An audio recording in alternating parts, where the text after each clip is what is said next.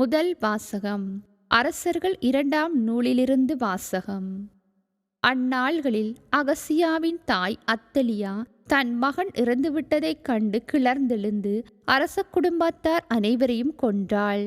அரசன் யோராமின் மகளும் அகசியாவின் சகோதரியுமான யோசேபா அகசியாவின் மகன் யோவாசை தூக்கிக் கொண்டு போய் ஒளித்து வைத்தாள். அவன் கொல்லப்படவிருந்த அரசிலம் புதல்வர்களில் ஒருவன். அவனையும் அவன் செவிலி தாயையும் தனது பள்ளி அறையினுள் அத்தலியாவின் பார்வையிலிருந்து யோசேபா மறைத்து வைத்தாள். எனவே அவன் உயிர் தப்பினான். அவன் 6 ஆண்டுகள் அவளோடு ஆண்டவரின் இல்லத்தில் தலைமறைவாயிருந்தான். அந்நாள்களில் அத்தலியாவே நாட்டை ஆண்டு வந்தாள். 7ஆம் ஆண்டில் அரச மெய்க்காப்பாளர் அரண்மனை காவலர் ஆகியோரின் 100 தலைவர்களை குரு யோயாதா வரவழைத்து ஆண்டவரின் இல்லத்திற்குள் கூட்டிச் சென்றார். அங்கு அவர் அவர்களோடு உடன்படிக்கை செய்து கொண்டார். அக்கோவிலில் அவர்களை ஆணையிடச் செய்து அரசனின் மகனை அவர்களுக்கு காட்டினார். குரு யோயாதா கட்டளையிட்டு கூறிய அனைத்தையும் 100 தலைவர்கள் செய்தனர். ஓய்வு நாளில் விடுப்பில் செல்வோர், பணியேற்போர் ஆகிய தங்கள் வீரர்கள் அனைவரையும் கூட்டிக் கொண்டு குரு யோயாதாவிடம் வந்தனர். அவர் ஆண்டவரின் இல்லத்தில் இருந்த தாவீது அரசரின் ஈட்டிகளையும் கேடயங்களையும் 100 தலைவர்களுக்கு எடுத்து கொடுத்தார். காவலர் கையில் படைக்கலன் தாங்கி திருக்கோவிலின் தென்புறம் தொடங்கி வடபுறம் வரை பலிபீடத்தையும் திருக்கோவிலையும் அரசனையும் சூழ்ந்து நின்று கொண்டனர். பின்பு அவர் இளவரசனை வெளியே கூட்டி வந்து அவனுக்கு முடிசூட்டி உடன்படிக்கை சுருளை அளித்தார். இவ்வாறு அவன் திருப்பொழிவு பெற்று அரசனானான். அனைவரும் கைத்தட்டி அரசர் நீடோழி வாழ்க என்று முழங்கினர். மக்களும் காவலரும் எழுப்பிய ஒலியை அத்தலியா கேட்டு ஆண்டவரின் இல்லத்தில் கூடியிருந்த மக்களிடம் வந்தாள். மரபுக்கேற்ப அரசன் தூண் அருகில் நிற்பதையும் படைத்தலைவர்களும் எக்காலம் ஊதுபவர்களும் அவன் அருகில் இருப்பதையும் நாட்டின் எல்லா மக்களும் மகிழ்ச்சி கொண்டாடி எக்காலம் ஊதுவதையும் கண்டாள். உடனே அவள் தன் ஆடைகளை கிழித்து கொண்டு சதி சதி என்று கூக்குரலிட்டாள். அப்பொழுது குரு யோயாதா படைகளுக்கு பொறுப்பேற்றிருந்த 100 தலைவர்களை நோக்கி, படையணிகளுக்கு வெளியே அவளை கொண்டு செல்லுங்கள்.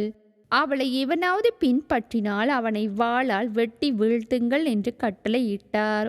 அவளை ஆண்டவரின் இல்லத்தினுள் கொல்லலாகாது என்றும் கூறியிருந்தார். எனவே அவர்கள் அரண்மனையின் குதிரை நுழைவாயிலை அவள் அடைந்த பொழுது அவளை பிடித்தனர். அங்கே அவள் கொல்லப்பட்டாள். பின்பு யோயாதா ஆண்டவர் ஒரு பக்கமும் அரசன் மக்கள் மறுபக்கமுமாக அவர்களிடையே உடன்படிக்கை செய்து வைத்தார். இதன் மூலம் அரசனும் மக்களும் ஆண்டவரின் மக்களாய் இருப்பதாக ஏற்றுக்கொண்டனர். அவ்வாறே அவர் அரசனுக்கும் மக்களுக்கும் இடையே உடன்படிக்கை செய்து வைத்தார். பிறகு நாட்டிலுள்ள மக்கள் எல்லாரும் பாகாலின் கோவிலுக்கு சென்று பலிபீடங்களையும் சிலைகளையும் தகர்த்தெறிந்தனர். பாகாலின் அர்ச்சகன் மாத்தானை பலிபீடங்களுக்கு முன்பாக கொலை செய்தனர். பிறகு குரு ஆண்டவரின் இல்லத்தில் காவலரை நிறுத்தி வைத்தார். நாட்டின் எல்லா மக்களும் மகிழ்ச்சி கொண்டாடினர். அத்தலியா வாளால் அரண்மனையில் கொல்லப்பட்ட பின் நகரில் அமைதி நிலவியது. இது ஆண்டவர் வழங்கும் அருள்வாக்கு. புனித மத்தேயு எழுதிய நற்செய்தியிலிருந்து வாசகம். அதிகாரம் 6, இறைவசனங்கள் 19 தொடக்கம் 23 முடிய. அக்காலத்தில் இயேசு தம் சீடரை நோக்கி கூறியது: மண்ணுலகில் உங்களுக்கென செல்வத்தை சேமித்து வைக்க வேண்டாம். இங்கே பூச்சியும் துருவும் அழித்துவிடும், திருடரும் அதை கன்னமிட்டு திருடுவர். ஆனால் விண்ணுலகில் உங்கள் செல்வத்தை சேமித்து வையுங்கள். அங்கே பூச்சியோ துருவோ அழிப்பதில்லை, திருடரும் கன்னமிட்டு திருடுவதில்லை. உங்கள் செல்வம் எங்கு உள்ளதோ அங்கே உங்கள் உள்ளமும் இருக்கும். கண்தான் உடலுக்கு விளக்கு. கண் நலமாயிருந்தால் உங்கள் உடல் முழுவதும் ஒளி பெற்றிருக்கும். அது கெட்டுப்போனால் உங்கள் உடல் முழுவதும் இருளாயிருக்கும். இது கிறிஸ்து வழங்கும் நற்செய்தி. இயேசுவில் அன்பார்ந்தவர்களே, மீண்டும் ஒரு புதிய நாளை தந்திருக்கக்கூடிய எல்லாம் வல்ல இறைவனுக்கு உங்களோடு சேர்ந்து நான் நன்றி தெரிவிக்கின்றேன். இன்றைய நாளுக்குரிய நற்செய்தி மத்தேயு நற்செய்தியிலிருந்து எடுக்கப்பட்ட வாசகத்திலே நாங்கள் வாசிக்க கேட்கின்றோம்.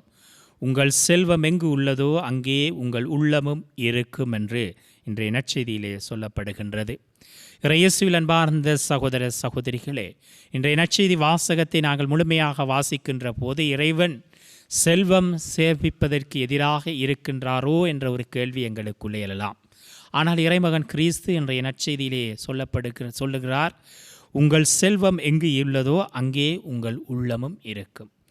ஆகவே இந்த செல்வத்தை கொடுத்த ஆண்டவரிலே எங்களுடைய எண்ணத்தை செலுத்த வேண்டும், செல்வத்தில் அல்ல. மாறாக இந்த செல்வத்தை கொடுத்த ஆண்டவரிலே எங்களுடைய எண்ணமும் நம்பிக்கையும் இருக்க வேண்டும் என்றுதான் ஆண்டவர் எங்களை பார்த்து இன்றைய நாளிலே சொல்லுகின்றார். ஆகவே இயேசுவில் அன்பார்ந்தவர்களே, நான் வாழுகின்ற இந்த உலகத்திலே எல்லாவற்றையும் கொடுத்தவர் இறைவனாக இருக்கின்றார். நான் வாழுகின்ற வீடாக இருக்கலாம், நான் பாவிக்கின்ற பொருட்களாக இருக்கலாம், நான் உண்ணுகின்ற உணவாக இருக்கலாம், இவை அனைத்தையும் கொடுத்தவர் இறைவன்தான். ஆகவே எங்களுடைய எண்ணம் இதை கொடுத்தவரிலே இருக்க வேண்டும். ஆண்டவர் இதை கொடுத்தார், ஆண்டவர் எனக்கு கொடுத்திருக்கின்றார் என்று ஆழமான நம்பிக்கை இருக்க வேண்டும். மாறாக பல நேரங்களிலே நாங்கள் அந்த பொருட்களிலே நாங்கள் நம்பிக்கை வைக்கின்றோம், அந்த பொருட்களை பற்றியே நாங்கள் சிந்தித்து கொண்டிருக்கின்றோம்.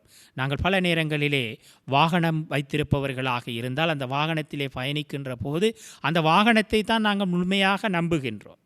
ஆனால் இந்த வாகனத்தை கொடுத்திருக்கக்கூடிய, எங்களை வழிநடத்துகின்ற, எங்களோடு பயணிக்கின்ற அந்த ஆண்டவரிலே நாங்கள் நம்பிக்கை கொள்ளுவது கிடையாது. ஆகவே தான் இறைமகன் கிறிஸ்து என்று சொல்லுகின்றார், உங்களுடைய ஆசை, உங்களுடைய விருப்பம், உங்களுடைய செல்வம் எங்கே இருக்கின்றதோ உங்களுடைய எண்ணம் இருக்கின்றது. ஆகவே இந்த எண்ணத்தை மாற்றி இதை கொடுத்தவரிலே நம்பிக்கை கொள்ள, எண்ணத்தை கொள்ள அழைப்பு கொடுக்கின்றார். ஆகவே இன்றைய நாளிலே விசேட விதமாக இறைவனை பார்த்து மன்றாடுவோம். ஆண்டவரே, நீர் கொடுத்திருக்கக்கூடிய வாழ்வு, கொடுத்திருக்கக்கூடிய எல்லா பொருட்களும் உம்மிடமிருந்து தான் வருகின்றது என்ற எண்ணம் எனக்குள்ளே இருக்க, அந்த எண்ணத்தை நான் வளர்த்து கொள்ள உம்முடைய தூய ஆவியானவரின் ஊடாக இன்றைய நாளிலே என்னை தூண்டி எறல வேண்டும் என்று சொல்லி எல்லாம் வல்ல இறைவனிடம் மன்றாடுவோம். ஆமேன்.